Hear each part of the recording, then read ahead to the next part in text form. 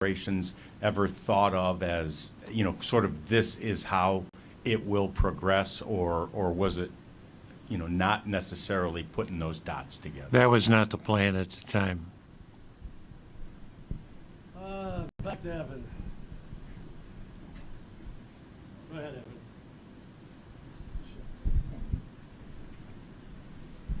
How does this impact the remainder of the rebuild process and what you guys may do in terms of finishing off this roster and roster construction? Because I believe that the rebuild plan was formulated by both Chris and JD, correct? Yeah, you got to remember the baseball department was never one or two guys.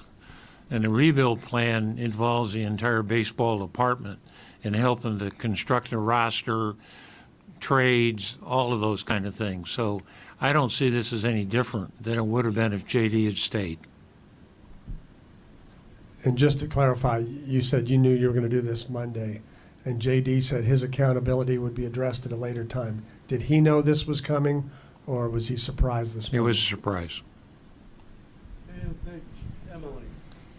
Obviously, when you change managers mid-season, people address the team. When you change GMs or have a situation like this, is it something that will be addressed by you or by CY with the team, or do you just let Bees handle that? Yeah, CY and I talked about that this morning, and whether I should talk to the players and the coaches.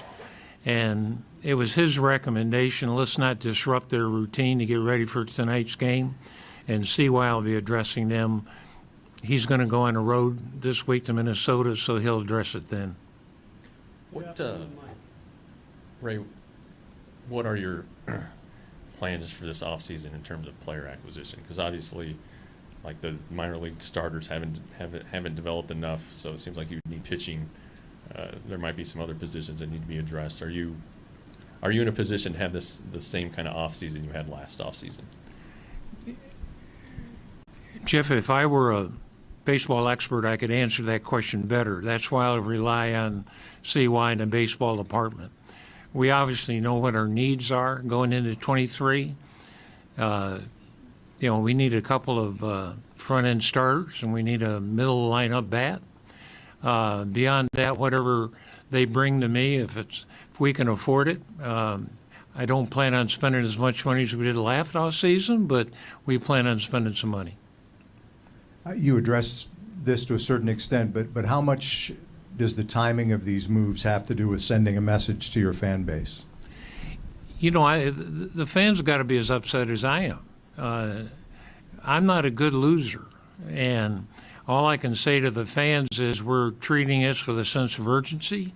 That's why we made a couple of moves this week, and we plan on putting a very competitive team on the field next year. How much do you feel that this move helps you with the credibility of your fan base? You see the empty seats here, and that some fans, obviously they were upset by the move and thought that Jon Daniels should be replaced. So what do you think about this in terms of getting credibility with your fan base in this move? We'll gain credibility with the fans with wins on the field. And that's what I hope these moves will do. Take 2 or 3 more.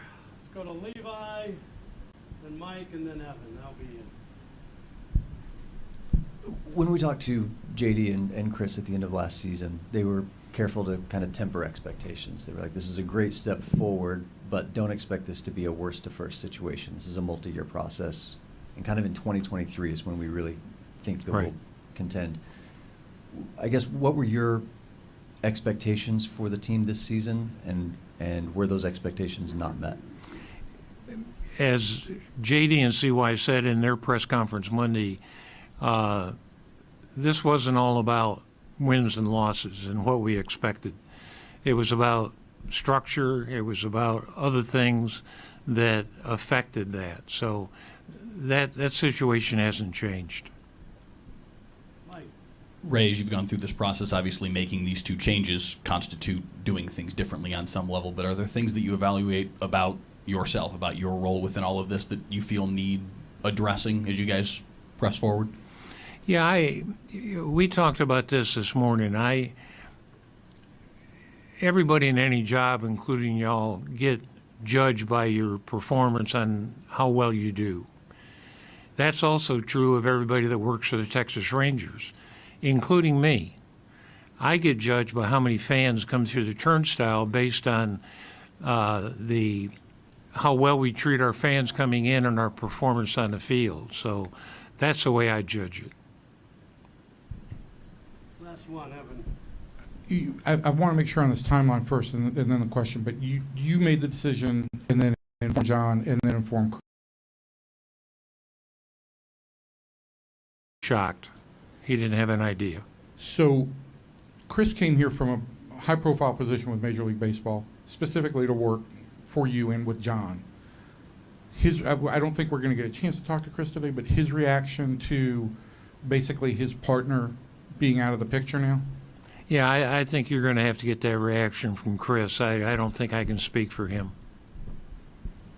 Okay, thank you. We'll have Tony Beasley in here shortly. Thank you.